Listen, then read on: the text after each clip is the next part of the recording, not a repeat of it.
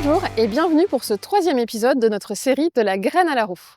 Et pour l'occasion, je suis dans l'usine Cepol du Merriot où les graines de colza vont être transformées en biocarburant. Pour commencer, nous allons rencontrer Julien Delpont, le directeur de l'usine. Allez, suivez-moi.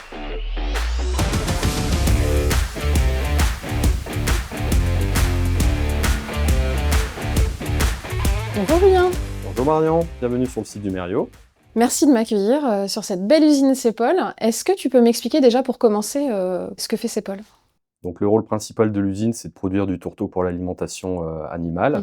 Donc c'est la vocation principale. En parallèle, on produit de l'huile qui trouve un débouché sur la partie huile alimentaire et aussi dans la production de biocarburants, par exemple l'oléosan. Et comme tu le vois, l'usine se situe en plein milieu d'un bassin de production de colza. Ça permet d'assurer un débouché local et durable pour l'agriculture française. Et ce qui est en plein dans les valeurs et dans le sens de l'oléosan, dont les mots-clés c'est traçabilité, et durabilité et circuit court. Et ici, c'est 100% français. Ici, on est bien sur du 100% français. Bah génial, écoute, j'ai hâte de voir ça en vrai. Donc on y va ? On y va, mais avant toute chose, je vais t'équiper parce que la sécurité, c'est notre priorité. Ça marche. Bon, et bien écoute, je mets le casque, je mets le gilet. Et on y va. Et on est parti.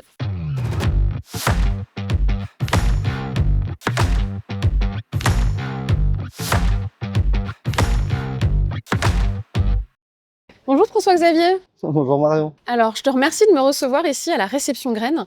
Est-ce que tu peux m'expliquer en fait comment ça fonctionne tout ça ? Oui, bien sûr. Alors les camions arrivent sur l'usine et vont passer plusieurs étapes. La première, ça va être le contrôle documentaire et ensuite le contrôle qualité, donc que nous voyons ici. La troisième étape va être le pesage en passant par les ponts bascules derrière nous. Et pour finir, ils iront jusqu'à nos stockages, donc les silos dans lesquels ils vont déverser la graine et on va pouvoir alimenter donc l'usine. Et tout est digitalisé pour permettre aux chauffeurs de passer le moins de temps possible sur l'usine. Et donc ça représente combien de volume, de tonnes, ce que tu réceptionnes tous les jours en graines ? C'est environ entre 5000 et 6000 tonnes de graines qui correspondent à 2 jours de trituration.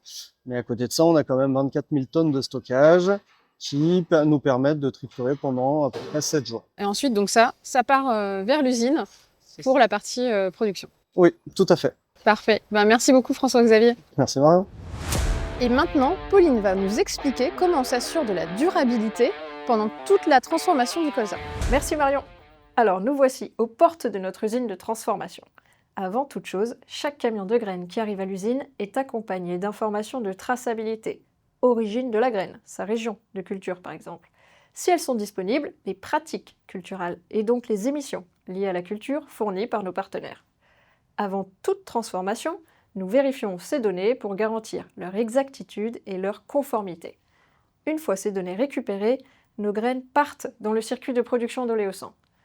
Encore une fois, ces étapes consomment de l'énergie, principalement sous forme de chaleur et d'électricité. Elles génèrent donc des émissions de gaz à effet de serre liées à la production et au type d'énergie utilisée dans nos usines. Mais nous cherchons à minimiser notre impact en travaillant à réduire ces émissions, en optimisant nos procédés et en utilisant des énergies renouvelables. Les investissements que nous initions depuis 15 ans, comme dans des chaudières biomasse dans certaines usines, nous permettent de réduire de quelques pourcents les émissions réelles d'oléosan. Et puis, n'oublions pas que la trituration permet d'abord de produire des tourteaux, utilisés pour l'alimentation animale, ce qui évite d'importer des protéines, déforestantes par exemple. On ne les comptabilise pas, mais aujourd'hui cela a un impact d'émissions évitées. Même les résidus de production, comme la glycérine issue de l'estérification, sont valorisés. Elle peut servir dans l'industrie chimique, la cosmétique ou même comme source d'énergie. Rien ne se perd, tout se transforme. Résultat, même en tenant compte de la transformation, Oléosan émet au minimum 60% de CO2 en moins qu'un diesel fossile sur l'ensemble de son cycle de vie. Je vous propose qu'on aille retrouver Marion pour poursuivre la visite de l'usine.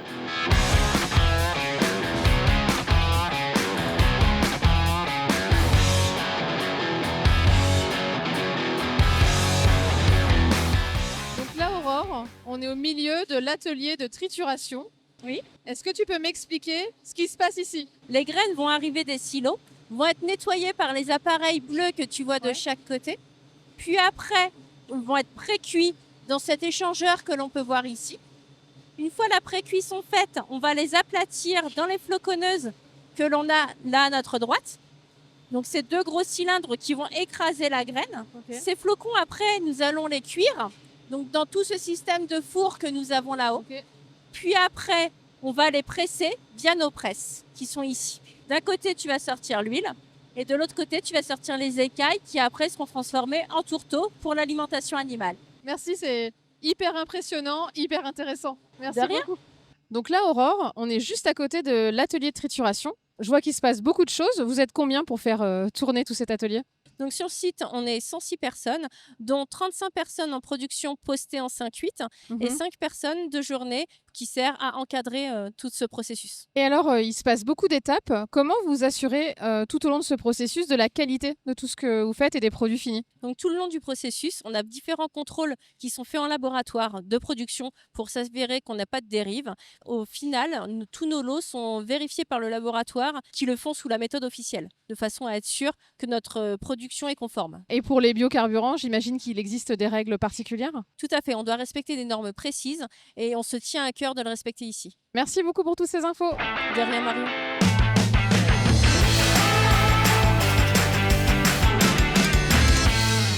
Bon, François-Xavier, est-ce que tu peux me dire où on se trouve maintenant ? Bien sûr, nous sommes sur le poste de chargement des biocarburants, mais pas que, aussi des huiles brutes. Et alors donc, on va charger quel type de produit ? Le biocarburant oléosan, c'est ça ? Oui, effectivement, à peu près entre 30 et 40 citernes par jour, équivalent de 1000 tonnes. Hormis les citernes qui viennent charger ici, est-ce qu'il y a d'autres façons en fait, de transporter et de sortir les produits de l'usine ? Oui, 2 autres façons. La première, c'est le fluvial, et on va alimenter une autre usine de Saipol. Et c'est le ferroviaire. Et on va pouvoir ainsi alimenter d'autres clients un peu plus loin dans la France. Donc ici, on est connecté au réseau ferroviaire et on a aussi la Seine qui passe juste à côté. Ok, bah merci pour toutes ces infos. De rien. Merci encore à toute l'équipe du Merriot de nous avoir accueillis dans leur usine et révélé tous les secrets de la transformation du colza. Quant à moi, je vous retrouve très bientôt pour un nouvel épisode de notre série de la graine à la roue. Et cette fois-ci, nous parlerons flux de transport. À très bientôt.